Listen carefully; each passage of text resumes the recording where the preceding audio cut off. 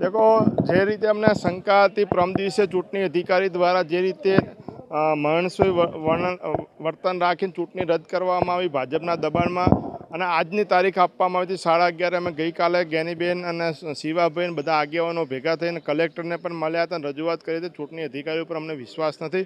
ચૂંટણી અધિકારી ન્યાયાધીશ કહેવાય છે, ન્યાયાધીશ ચોરી કરે તો કોના પર વિશ્વાસ રાખવાનો।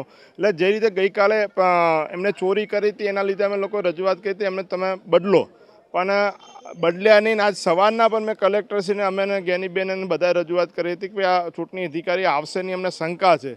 તો કે ના, ચૂંટણી અધિકારી સમયસર આવી જશે અને 11:30 સુધી ના આવ્યા ત્યારે અમે કલેક્ટરને ફોન કર્યો હતો કે એમની તબિયત ખરાબ છે, સભા મોકૂફ રાખવામાં આવે છે। એટલે એક પ્રી પ્લાનિંગથી સભ્ય તોડવા માટે, લોકશાહીનું ખૂન કરવા માટે દિયોદરમાં પ્રયત્ન થઈ રહ્યો છે। ભાજપના આકાઓ ચૂંટણી અધિકારીઓને ડરાવી ધમકાવી અને ચૂંટણી થવા દેતા નથી અને લોકોનો ચુકાદો છે। હવે દિયોદરના લોકોએ ચુકાદો આપ્યો છે કે ભાઈ કોંગ્રેસના 12 સભ્ય, ભાજપના 10 સભ્ય, તો પછી સ્વીકારવો જોઈએ। ક્યાંક અમારી પણ હાર થઈ છે તો અમે પણ સ્વીકાર્યો છે, ક્યાંક ભાજપની હાર થઈ તો એમને પણ સ્વીકારવો જોઈએ કે લોકોએ જાકારો આપ્યો છે તો સ્વીકારી લેવો જોઈએ। પણ ખબર નથી પડતી કેમ આવા નાટક કરવામાં આવી રહ્યા છે। ગઈકાલે 1.25 કરોડ રૂપિયા સુધી અમારા સભ્યોને ધામવાની કોશિશ કરી છે, એક સભ્યને, કે કઈ રીતે તૂટે।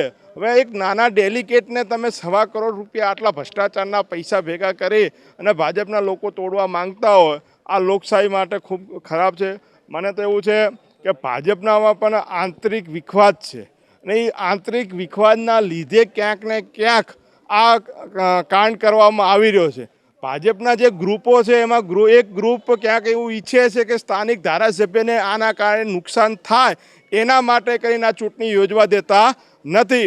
ભાજપનું એક ગ્રુપ એવું ઈચ્છે છે કે આવી રીતે સામાજિક આગેવાનો ઉપર ફરિયાદ કરી અને ભાજપના ધારાસભ્યને કઈ રીતે નુકસાન થાય એના માટે કરીને આખું આ કાંડ ષડયંત્ર રચતા હોય એવું લાગી રહ્યું છે આજે। આ જ પ્રકારની તમામ અપડેટ જોવા માટે ન્યૂઝરૂમ ગુજરાતને લાઇક, શેર અને સબસ્ક્રાઇબ કરવાનું ભૂલતા નહીં।